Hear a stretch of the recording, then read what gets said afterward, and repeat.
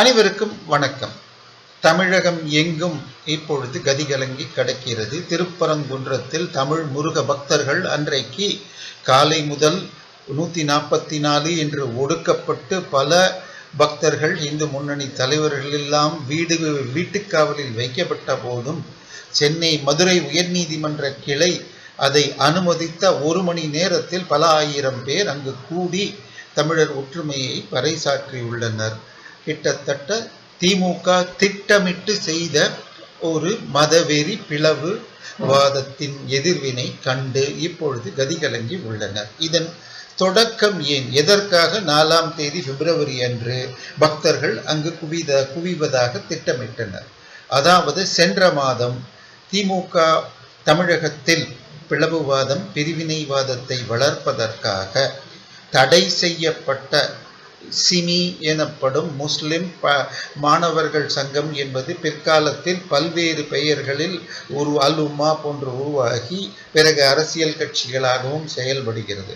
அப்படி ஒரு எம்எல்ஏ திமுக கூட்டணியில் உதயசூரியனில் வெற்றி பெற்றவர் அங்கு போய் கலவரம் பேசுகிறார்.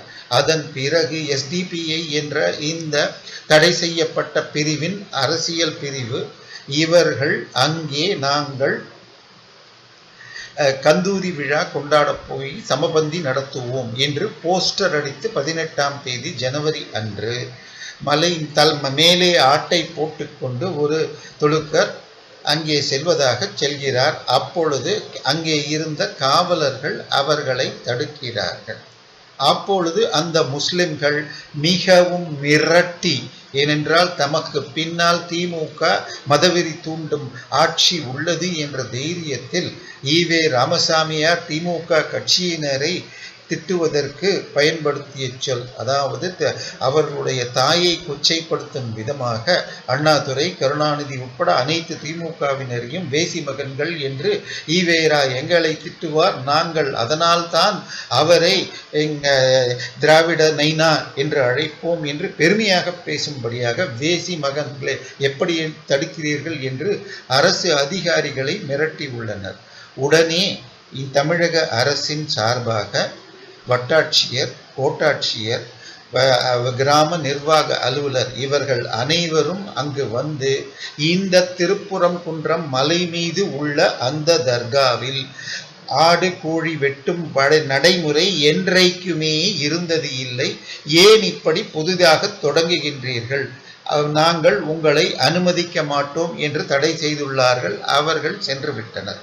ஆனால் திமுக கூட்டணியின் சார்பாக, முஸ்லிம் லீக் சார்பாக ராமநாதபுரம் தொகுதியில் தேர்ந்தெடுக்கப்பட்ட எம்பி, அவர் தற்போது முஸ்லிம் வக்ஃப் போர்டு தலைவர், அவர் அங்கு வந்து ஏன் அப்படி தடுத்தீர்கள் என்று கேட்டு ஒரு கலவரம் செய்து, அப்படி என்றால் வெட்டுவதற்குத்தானே தடை, சாப்பிடுவதற்கு இல்லையே என்று தன்னோடு வந்தவர்களுக்கு பிரியாணி பொட்டலம் வாங்கி அசைவ உணவை அந்த மலை படிகளில் உட்கார்ந்து சாப்பிட்ட போட்டோ வீடியோக்களை அவரே அவருடைய ட்விட்டரில் பகிர்ந்தார்.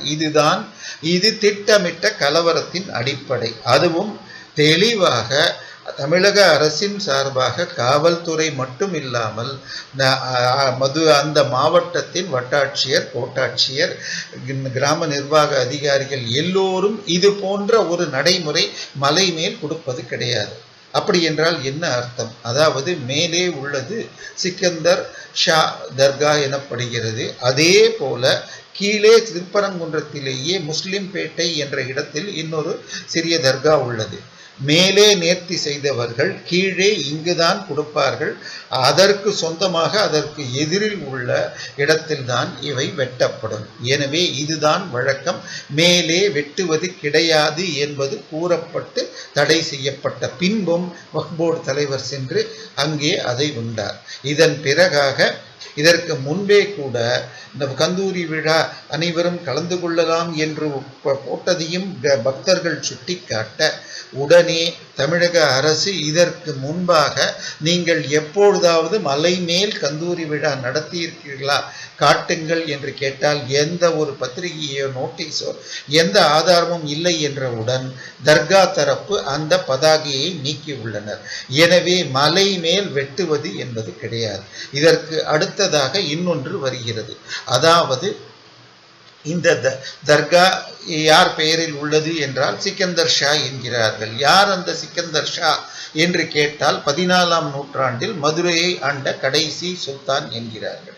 இந்த சுல்தான்கள் மாபெரும் கொடுங்கோலர்களாக, இரத்த வெறி பிடித்தவர்களாக, கோவில்களை அழித்து தங்கங்களை எடுத்து சென்று பல ஆயிரம் தமிழர்களை கொன்று சென்றவர்கள். ஸ்ரீரங்கத்தில் 12,000 வைணவர்கள் கொல்லப்பட்டுள்ளனர். சிதம்பரம் கோவிலை கொள்ளையடித்துள்ளனர். மதுரை மீனாட்சியம்மன் கோவிலை கொள்ளையடித்து எடுத்து சென்றுள்ளனர். கிட்டத்தட்ட 4000 10,000 கிலோ தங்கம் இங்கிருந்து கொள்ளையடித்து சென்றுள்ளனர் என்று வரலாறு கூறுகிறது. எனவே இப்படிப்பட்ட கொள்ளையர்களில் ஒருவனை கொண்டாடுவது என்ன என்று தெரியாது. இதற்கு அடுத்ததாக தமிழக அரசின் சுற்றுலாத்துறையின் வலைதளத்தில் மதுரையில் உள்ள கோரிப்பாளையத்தில் தான் உள்ள தர்காவில் அந்த சிக்கந்தர் ஷாவின் கல்லறை இருக்கிறது என்கிறார்கள். அப்படி என்றால் உடனே சில முஸ்லிம்கள் அவர் இங்கே வந்து தங்கினார் என்கிறார்கள். இது எல்லாமே கதைகளாக இருக்கிறது. 1858 ஆங்கிலேயர்களால் எடுக்கப்பட்ட புகைப்படத்தில், போட்டோவில் அங்கே தர்கா இல்லவே இல்லை. அதன் பிறகுதான் இது வந்துள்ளது. அதாவது 1857 முதலாம் சுதந்திர போருக்கு பின்பாக கிறிஸ்துவ முஸ்லிம் இந்து கிறிஸ்துவ முஸ்லிம் பிரிவினை தூண்டுவதற்கு உதவி செய்திருக்கலாம். ஆனால் அடிப்படையில் அங்கே என்ன என்றால், முருகன் கோவில் என்பது குடவரை கோவில். அந்த மலையின் குகையில் செதுக்கிய கோவில். அந்த முருகன் சிலையே அந்த மலையின் பாறையில் செதுக்கப்பட்டது, தனி பாறை கிடையாது. எனவே அந்த மலை முழுவதும் முருகனே தான். அதாவது திருப்பரங்குன்றம், பரம் என்றால் இறைவன், பரம்பொருள் என்பதன் வெடிவ சுருக்கமே பரம். எனவே அந்த திருப்பரங்குன்றம் இறைவனின் குன்றம், இறைவனே குன்றம் என்பதே நடைமுறை. அந்த குன்றில் கீழே முருகனும் மேலே காசி விஸ்வநாத பெருமாள் கோவிலும் உள்ளது. நடுவில் சமணர் குகைகளும் பொதுவாண்டு 2ஆம் நூற்றாண்டைச் சேர்ந்த தமிழ் பிராமி கல்வெட்டுகளோடு உள்ளது. இப்படி உள்ள மலையில் மேலே ஏறும் பொழுது நடுவில் ஒரு திட்டு போன்ற சமவெளி பிரதேசம் உண்டு. அங்கு தீபத்தூண் உண்டு. அங்குதான் ஆண்டுதோறும் கார்த்திகை தீபம் ஏற்றும் நடைமுறை வரும். அந்த தீபத்தின் அருகே இருந்த சிறிய மண்டபத்தின் பகுதி மேலும் சில கொட்டகைகளை போட்டு பச்சை கொடியேற்றி 1865 வாக்கில் இந்த தர்கா என்பது உருவாக்கப்பட்டு, தர்கா என்றால் பல இந்துக்களும் போய் காசு போடுவதை காசு பார்த்து கொண்டு வந்திருக்கிறார்கள்.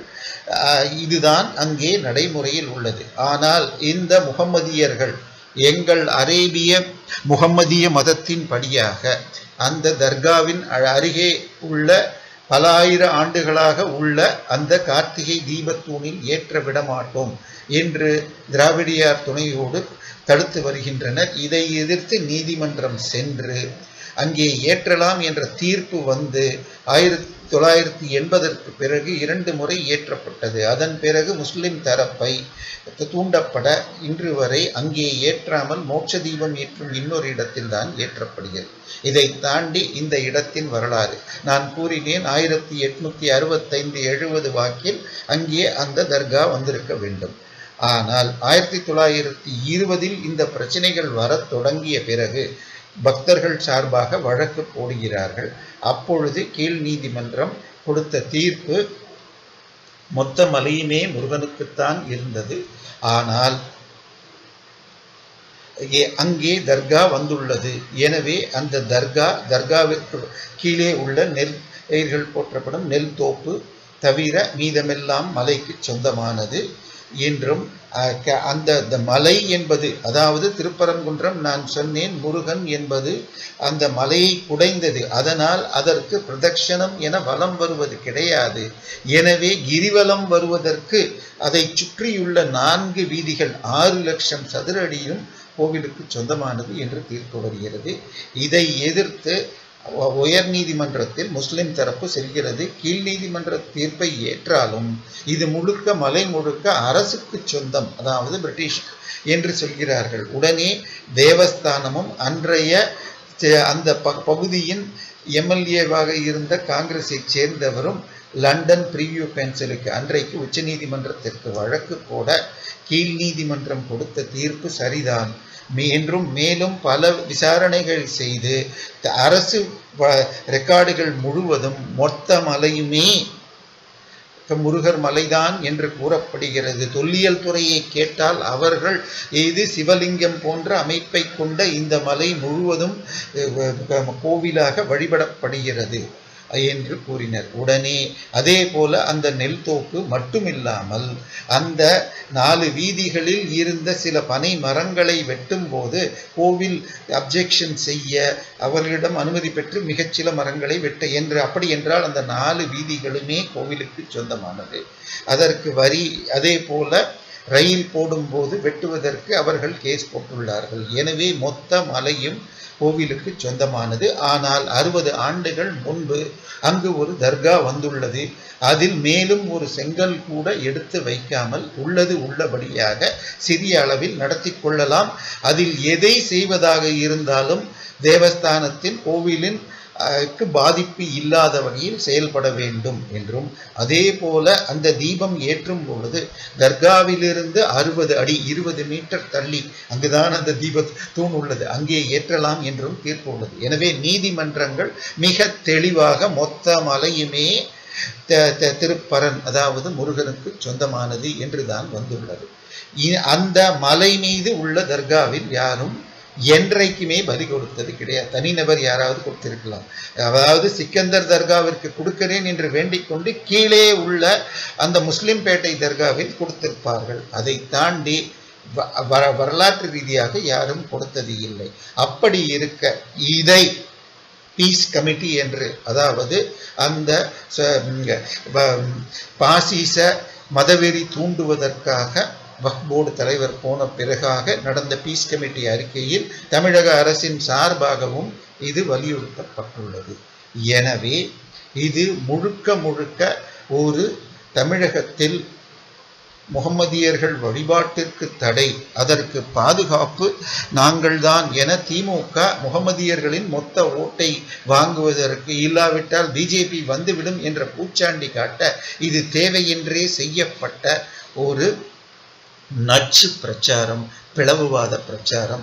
இதில் முகமதியர்கள் இறங்க வேண்டாம். இன்றைக்கும் நீங்கள் அங்கே நடந்து சென்று அங்கே போய் உங்கள் தொழுகையை செய்யலாம். ஆனால் இங்கே இன்னொன்றையும் சொல்ல வேண்டும். அதாவது முகம்மதிய மதத்தில் நான் ஏயில் போய் தேடி பார்த்தேன். அதில் பலி கொடுப்பது என்பது தர்காவிலோ அல்லது மசூதி உள்ளே கொடுப்பது வழக்கமே இல்லை என்று ChatGPT கூறுகிறது. இதை என் முஸ்லிம் நண்பர்களிடம் கேட்ட பொழுது, ஐயா பலி மட்டுமல்ல, உணவில் பூண்டு வெங்காயம் போன்றவை சாப்பிட்டால் அந்த வாடை உன்னிடம் வரும்பொழுது தொழுகை செய்யக்கூடாது என்று தெளிவாக ஹதீஸ் உள்ளது. ஹஜ் உம்ரா முடிக்கும் பொழுது அதை முடிக்கும் விதமாக குர்பானி என ஆடு பலி கொடுப்பது, அந்த பலி ஸ்லாட்டருக்கு போய்விட்டது, ஸ்லாட்டர் ஹவுஸ்க்கு பலி கொடுக்கும் என்று தெரிந்த பிறகு உன்னுடைய முடிகிறது, அதன் பேரு தான் நீ சவரம் செய்ய வேண்டும் என்று ஒரு குரான் வசனம் உள்ளது. எனவே யாரும் தர்காவிலோ மசூதியிலோ வெட்ட மாட்டார்கள். அடுத்தது தர்கா என்பது இறந்த ஒருவர் உடைய பிணம் புதைக்கப்பட்டது. இது இஸ்லாத்தில் அல்லாஹ் நமது அரேபிய குரான் தொன்மக்கதையின் தெய்வ கதாபாத்திரமாக அல்லாவுக்கு இணை வைப்பது என்று அது தடை செய்யப்பட்டுள்ளது. சூஃபிகள் தவிர சுன்னிகள் முழுமையாக தடையும், ஷியாக்கள் பெரும்பாலானதும் இதை ஏற்பது இல்லை. எனவே பெரும்பாலான முஸ்லிம்களில் ஏற்பு இல்லாத இந்த தர்கா வழிபாட்டில் வேண்டுமென்றே அங்கு வெட்டுவேன் என்பது இந்துக்களின் புனிதமான மலையை அசிங்கப்படுத்துவது என்ற திமுகவின் நடைமுறைதான்.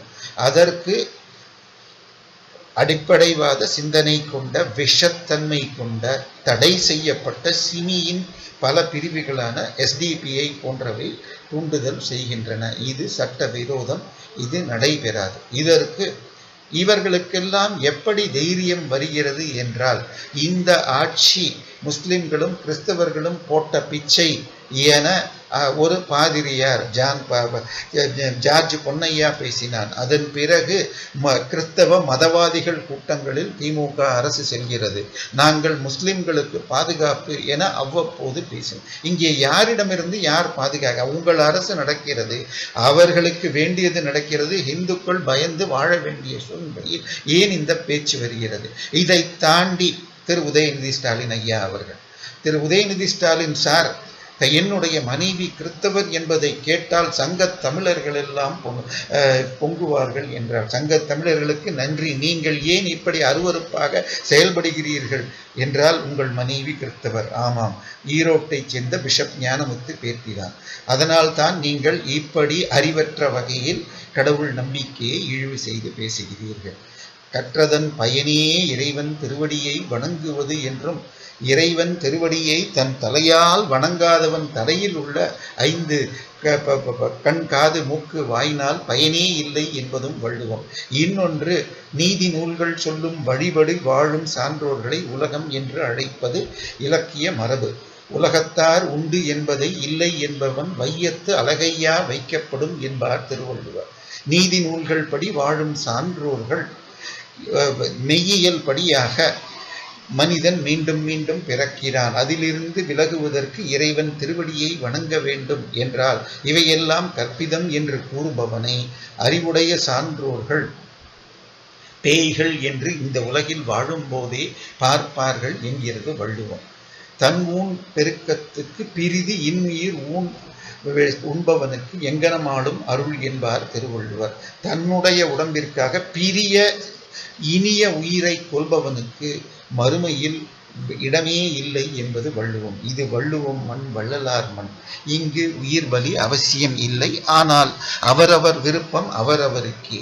அறந்தாங்கி அருகே மதுரை வீரன் கோவிலில் அந்த காட்டு நாயக்கர் மக்கள் வழக்கத்தில் பன்றிகளை பலியிடுவார்கள். ஆனால் அங்கிருந்த ஒரு சிறிய முகமதியர் கூட்டம் அதை எதிர்த்து கலவரம் செய்து அதன் பிறகு போலீஸ் பாதுகாப்புடன் அங்கு நடத்தப்பட்டது. அதே போல முகமதியர்கள் அதிகமாகிவிட்டால் இந்துக்கள் கோவிலின் தேர் மற்றும் ஊர்வலங்களை தடை கோருவது வழக்கமாகி உள்ளது. பெரம்பலூர் அருகே வி களத்தூர் என்ற ஊரில் அங்கிருந்த ஒரு ஜமாத் வழக்கில் மிக தெளிவாக மதுரை நீதிமன்றத்தின் பெஞ்ச் இந்தியா முழுக்க எந்த கோவில் ஊர்வலங்களும் எல்லா விதிகளிலும் வரலாம், அங்கே தடை கோருவதற்கு யாருக்கும் உரிமை இல்லை. இந்து கோயில்கள் ஊர்வலம் என்பது வழிபாட்டு அடிப்படை உரிமை கீழ் வருவது என்று தீர்ப்பு கொடுத்துள்ளது. எனவே இதை தாண்டி இன்னொன்றையும் பார்க்க வேண்டும். கோவில் இடங்களை வக்ஃப் என்று சொல்ல முடியுமா?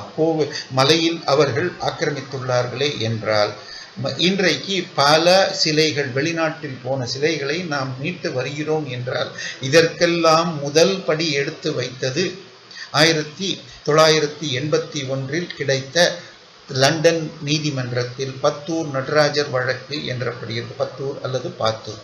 இந்த கோவிலின் நடராஜர் சிலையை லண்டனில் அங்கிருந்த மியூசியத்தில் கண்டுபிடித்து வழக்கு போட எங்களுக்கு இது கனடாவைச் சேர்ந்த ஒரு கம்பெனி விற்றது, எங்களிடம் வாங்கிய ஆவணம் இருக்கிறது என்றெல்லாம் கூற அது பத்தூர் நடராஜர் தான் என்பதை மிக தெளிவாக தொல்லியல் ரீதியாக நிரூபிக்கப்பட்டது. அதன் பிறகு எழுந்த கேள்வி, இது சட்டப்படி எங்களுக்கு பில் போட்டு வந்துள்ளது, இதை நாங்கள் ஏன் கொடுக்க வேண்டும் என்ற பொழுது இந்திய அரசு மூலமாக தமிழக அரசும் தமிழக இந்து அறநிலைத்துறையும் தான் வழக்காடியது. அப்பொழுது தமிழக இந்து அறநிலைத்துறை சார்பாக தொல்லியல் இயக்குநராக இருந்த தொல்லியல் பேரறிஞர் நாகசாமி தமிழகத்தில் உள்ள 20,000 தமிழ் கல்வெட்டுகளில் சூரிய சந்திரர் உள்ளவரை இந்த கோவிலிற்கு விளக்கேற்றுவதற்கு இந்த நிலம் கொடுக்கப்படுகிறது, இந்த தானம் தரப்படுகிறது என்று உள்ளதை காட்டி, ஒரு கோவில் என்பது சூரிய சந்திரர் வரை உடுக்கும் அந்த கோவிலுக்கு சொந்தமான சொத்துக்கள் எல்லாம் அந்த கோவிலுக்கு உரியது என்று அது மீட்கப்பட்டது. எனவே சூரிய சந்திரர் உள்ளவரை கோவில் சொத்துக்களை மற்றவர்கள் கோர முடியாது. அந்நிய முகமதிய ஆட்சி இருந்த பொழுது அவர்கள் அதை கைப்பற்றி இருந்தால், அங்கே வழிபாடு சிறிய அளவில் இருந்தால் அதை தொடரலாம், அதுவும் கூட கோவில் நடைமுறைக்கு டிஸ்டர்பன்ஸ் இல்லாமல் என்றுதான் லண்டன் பிரிவியூ கவுன்சில் தீர்ப்பு. எனவே இன்றைக்கு திருப்பரங்குன்றத்தில் தமிழர் ஒற்றுமை திமுகவை பயமுறுத்தியுள்ளது. இன்னொரு அயோத்தி என்றெல்லாம் பேசுகிறார்கள். அயோத்தியில் முஸ்லிம் தரப்பில் கூறப்பட்ட அத்தனை பொய்களும் உடைக்கப்பட்டன. அவர்கள் தொல்லியல் ரீதியாக அங்கு கோவில் இல்லை அப்படி என்றவுடன் தோண்டி பார்க்கலாமா என்றவுடன் GPS வழியாக 12ஆம் நூற்றாண்டைச் சேர்ந்த தூண்களும் இரண்டாவது தொல்லியலின் போது ஒரு கல்வெட்டும் கிடைத்தது. இதை தாண்டி முஸ்லிம் தரப்பு சில வரலாற்று அறிஞர்களின் துணையோடு ஸ்கந்த புராணம் என்ற சம்ஸ்கிருத புராணத்தை எடுத்துக்கொண்டு அதில் அயோத்தி படலத்தில் சரை நதியிலிருந்து வடமேற்கில் உள்ளது என்பதாக கூறி இந்த அயோத்தி அதற்கு எதிர்ப்பக்கம் உள்ளது என்பதாக குழப்பினர். ஆனால் அது இந்து தரப்பு பக்தர்கள் அந்த சம்ஸ்கிருத ஸ்லோகத்தை எடுத்து அதற்கு தெளிவான விளக்கத்தை பல நூறாண்டுகளுக்கு முந்தைய உரைகளோடு நிரூபித்து வந்த பொழுது எப்படி அந்த அயோத்தியின் முன்பு இருந்த பாபர் ஜென்மஸ்தான் மசூதியின் தோம்புக்கு நடுவில் நடு டாம்பில் தான் இருந்தது தூண என்று கேட்ட பொழுது அப்பொழுதுதான் அந்த வழக்கில் மிஸ்ரா என்ற கல்கத்தா வழக்கறிஞர் ஒரு முறை கல்கத்தா திரும்பி செல்லும் போது, அதாவது அயோத்தியிலிருந்து லக்னோ ஏர்போர்ட் செல்லும் பொழுது வழி தவறிட ஒரு பெரிய கல்வெட்டு தூணை பார்த்து அதில் ஏதோ ஒரு எண் இருக்க, இது என்ன என்றால் சரை நதியிலிருந்து 147 படித்துறை தூண்கள் உண்டு, இது அதில் ஒன்று என்க. அதை பற்றி அவர் ஆராய அதன் பிறகு 100வது தூணில் விநாயகர் உள்ளது, அதிலிருந்து இத்தனை அடிகள் தூரத்தில் ராமர் பிறந்தார் என்பதை உள்ளது என்பதை புரிந்து கொள்ள இது ஆங்கிலேயர் காலத்து புத்தகம் ஒன்றிலும் மேப் ஒன்று போடப்பட்டு இவை எல்லாம் அப்படியே உச்ச நீதிமன்றத்தில் கொடுக்கப்பட்டுள்ளது. உச்ச நீதிமன்ற தீர்ப்பில் அனெக்ஸ்டரோடு சேர்ந்து மொத்தம் 77 முறை ஸ்கந்த புராணம் என்று வந்தது. ஏனென்றால் அதை கொண்டு வந்தது முகலாயர் தரப்பு. அதே போல முகமதியர் தரப்பில் நாங்கள் அங்கே வழிபட்டோம் என்றெல்லாம் கூறிய சாட்சிகள் எல்லாமே பொய் சாட்சி என்று நிரூபிக்கப்பட்டது. அயோத்தி பேரை இங்கு இழுக்க தேவையில்லை. இங்கே கோரிபாளையத்தில் தான் அந்த சிக்கந்தர் ஷா கல்லறை உள்ளது என்று தமிழக தொல்லியல் துறை கூறுகிறது. எனவே இங்கே உள்ளது ஒரிஜினல் கல்லறை இருக்க வாய்ப்பில்லை. ஆனாலும் நீங்கள் அங்கே தொழுகை நடத்தலாம். கீழே உள்ள முருகர் கோவிலாக இருக்கட்டும், மேலே உள்ள காசி விஸ்வநாதர் கோவில்கள் இரண்டுமே ஆகம கோவில்கள். அதற்கு தமிழரின் ஆகம நடைமுறையை எந்த விதத்திலும் பாதிக்காமல் நீங்கள் உங்கள் தொழுகையை செய்து கொள்ளலாம். திமுக இந்த நேரத்தில் இதை ஏன் செய்கிறது என்று பார்த்தால், கடந்த 2-3 மாதங்களாக திமுகவிற்கு மக்களிடையே மிக பெரும் அதிருப்தி வந்துள்ளது என்பது அனைவருக்கும் தெரியும். முதலாவதாக சாம்சங் போராட்டத்தில் அதற்கு அத்தோடு இன்னும் தமிழக பேருந்து ஊழியர்கள் தொழிற்சாலர்களுக்கு முறையானபடி கொடுக்கப்படவில்லை போனஸ் போன்றவை. இது போல அது அங்கு உள்ள தற்காலிக பணியாளர்கள் அனைவரும் நிரந்தரமாக்குவோம் என்ற வாக்குறுதி நிறைவேற்றப்படவில்லை. பழைய ஓய்வூதிய திட்டம், இது போல பல விஷயங்கள் கம்யூனிஸ்டுகள் போராடி கொண்டிருக்கிறார்கள். வேங்கை வயல் விஷயத்தில் அனைவரும் எதிர்க்கிறார்கள். சென்னையில் நடந்த அந்த வானூர்தி ஷோவில் தமிழக அரசின் மிக மோசமான கிரவுட் மேனேஜ்மெண்ட்டினால் 5 பேர் இறந்து போனார்கள். 200க்கும் மேற்பட்டவர்கள் ஆஸ்பத்திரியில் சேர்ந்தார்கள். இதை தாண்டி ஒரு பாலமே அடித்து கொள்ளப்பட்டது கட்டி 2 மாதத்திற்குள். இப்போ பல்லாவரத்தில் தமிழக அரசு தரும் மெட்ரோ வாட்டர் குடிநீரை குடித்து 3 பேர் இறந்து போனார்கள். இதை தாண்டி இன்னும் எத்தனையோ சம்பவங்கள். எளிதாக சொல்வதென்றால் யார் அந்த சார் என்ற கேள்வி. அதுக்கடுத்தது அந்த காரின் சார் யாரு, ஈசிஆரில் நடந்தது. இது போன்ற கேள்விகளை எல்லாம் மடைமாற்றுவதற்கு திமுக என்னென்னவெல்லாம் செய்கிறது. ஒரு பக்கம் ஆளுநரை திட்டியது, இன்னொரு பக்கம் சீமானை தூண்டிவிட்டு ஈவே ராமசாமியாரை திட்ட பயன்படுத்துகிறது. அது வந்தால் யார் அந்த சார் என்ற கேள்வி போய்விடுமா என்பதற்காக. இன்னொரு பக்கம் விஜய் ஜோசப் தன்னுடைய ABC என வைத்துள்ள அடுத்த பி டீமை சேர்ந்த விஜயை வைத்துக்கொண்டு பரந்தூரை முடிக்கிறது. பரந்தூர் பெருமளவில் முடிந்து விட்டது, மிகச்சில ஏரியா மட்டுமே பாக்கி என்று எனக்கு கணக்கு வருகிறது. எனவே இவர் போராடிய பின் அதை மக்கள் ஒற்றுமை பெற்றுவிட்டோம் என்று கூறலாம். ஆனாலும் இன்னும் கூட அங்கே அந்த விவசாயிகளுக்கு பூர்ண நம்பிக்கையோடு அந்த இடம் பெற்று ஏர்போர்ட் வர வேண்டும் என்பதுதான் நம் விருப்பம். எனவே இதையெல்லாம் மடமாற்ற வேண்டும். இன்னொன்று, திமுக என்பது என்றைக்குமே தமிழர் விரோத கட்சிகள் தான். அவர்கள் அந்நிய மத மாற்ற நச்சு சக்திகளின் கைக்கூலிகளாக இருப்பார்கள். அதனால்தான் என் மனைவி கிறிஸ்தவச்சி என்பதில் நான் பெருமை கொள்கிறேன் என உதயநிதி ஸ்டாலின் பேசினார். நாங்கள் சிறுபான்மை இருக்க அரண். யாரை எதிர்த்து அரண்? இங்கு நடப்பது உங்கள் ஆட்சி. எனவே யாரை எதிர்த்து நீங்கள் அரண்? இது போன்ற பேச்சுகள் தான் நாங்கள் என்ன செய்தாலும் எங்களை சட்ட விரோதமாக தமிழர்களுக்கு, தமிழர் மரபிற்கு மாறாக எதை செய்தாலும் அரசு ஏதும் செய்யாது என்ற தைரியத்தில் தான் முகம்மதியர்களின் மிகச்சிறிய தடை செய்யப்பட்ட சிமி அமைப்பிலிருந்து பல்வேறு பெயரில் மாறி உள்ள சிறிய கட்சிகளான எஸ்டிபிஐ போன்ற மக்கள் விரோத சக்திகள் இது போன்ற போராட்டத்தை எடுக்கின்றது. உதயநிதி பேச்சின் தைரியம் கொடுப்பதனால்தான் என்னுடைய குலதெய்வமாகிய மதுரகாளியம்மன் சிறுவாச்சூர் பழைய திருச்சி மாவட்டம் பெரம்பலூர் அருகே உள்ள சிறுவாச்சூர் மதுரகாளியம்மன் கோவிலின் மேலே உள்ள பெரியாண்டவர் கோவிலில் 3 முறை அங்கிருந்த சிலைகள் உடைக்கப்பட்டன. விருதாச்சலம் கோவிலில் கும்பாபிஷேகம் நடந்த அடுத்த வாரம் கும்பங்களை திருட ஒருவன் அத்தன் கும்பங்களை எல்லாம் கீழே இறக்கினான். அப்படி அவன் எடுத்து செல்லும் முன் பிடிபட்ட பொழுது அவனை மனநிலை பாதித்தவன் என போலீஸ் கைவிடுகிறது. அதை எப்படி ஐயா 75 அடி மேலே உள்ள கோபுரத்திலிருந்து 15 கிலோ கும்பத்தை எடுத்து ஒருவன் கீழே கொண்டு வருவன் மனநிலை பாதித்தவனாக இருப்பான். எனவே தமிழர்களின் மெய்யியல் கோவில் மரபை அழிக்க வேண்டும் என்ற அந்த மதமாற்ற சக்திகள் உதயநிதி ஸ்டாலின் போன்றவர்கள் பேச்சினால் இன்னும் தைரியப்படுகிறார்கள். அவர்களுக்கு யாருக்குமே தண்டனையை வாங்கி தரவில்லை. எனவே திமுகவின் ஆட்சியில் தமிழர்களுக்கு பாதுகாப்பு இல்லை. ஆனால் இவர்கள் முகம்மதியர்களை நீங்கள் முழுமையாக எங்களுக்கு ஓட்டு போட வேண்டும், இல்லாவிட்டால் பிஜேபி வந்துவிடும் என்பதற்காக இது தூண்டப்பட்டுள்ளது. இன்றைக்கு நீங்கள் அந்த திருப்பரங்குன்றம் சென்றாலும் அங்கே 19ஆம் நூற்றாண்டைச் சேர்ந்த அந்த சிக்கந்தர் தர்காவில் உங்கள் தொழுகையை செய்யலாம்.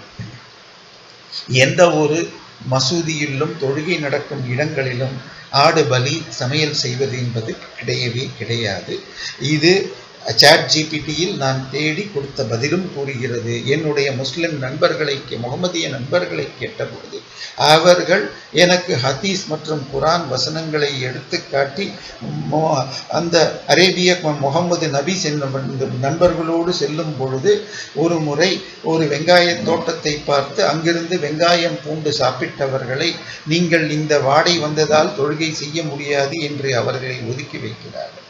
இன்னும் ஒரு ஹதீஸில் வெங்காயம் பூண்டு என்பவர்கள் சாப்பிட்டால் சாப்பிடுபவர்களை பாதித்து இரத்த ஊட்டம் அதிகமாக்கும் வகையில் பல குழப்பம் விளைவிக்கும். எனவே இது வானவர்களுக்கும் ஆகாது. அதாவது வெங்காயம் பூண்டு உண்டு அதனுடைய வாடை உங்கள் உடம்பிலிருந்து விலகி ஜீரணமாகும் வரை தொழுகைக்கு வரக்கூடாது. அப்படி இருக்கும் பொழுது பிரியாணியை எடுத்துக்கொண்டு தர்கா உள்ள இடத்தில் சாப்பிடுவதோ கொடுப்பதோ தவறு. இது பலி கொடுப்பது என்றால் ஒருவன் ஹஜ்ஜோ உம்ராவோ முடித்து விட்டால் அதை முடித்த பிறகாக தன் வளர்த்து வந்த முடியை வெட்ட வேண்டும். அதற்கு முன்பாக அவன் ஒரு ஆடு குர்பானி பலி தர வேண்டும். அந்த ஆடு வெட்டும் ஸ்லாட்டர் ஹவுஸுக்கு போய்விட்டது என்ற பிறகுதான் வெட்ட வேண்டும் என குர்ஆன் வசனம் உள்ளது. எனவே எந்த ஒரு தொழுகை நடக்கும் இடங்களிலும் பலி தரும் பழக்கம் கிடையாது. இன்னொன்று, தர்கா என்பது இறந்த ஒரு முஸ்லிம் பெரியவர் உடைய பிண உடலை வைத்து அதன் மேலே எழுப்பி வணக்கம் செய்வது.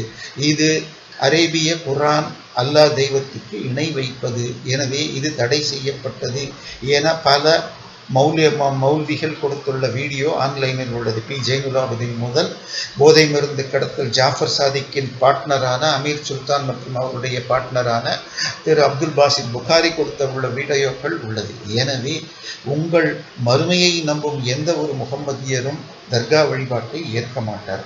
ஆனால் ஏற்பவர்கள் ஏற்கட்டும். நீங்கள் அங்கே உங்கள் தொழுகையை செய்யுங்கள்.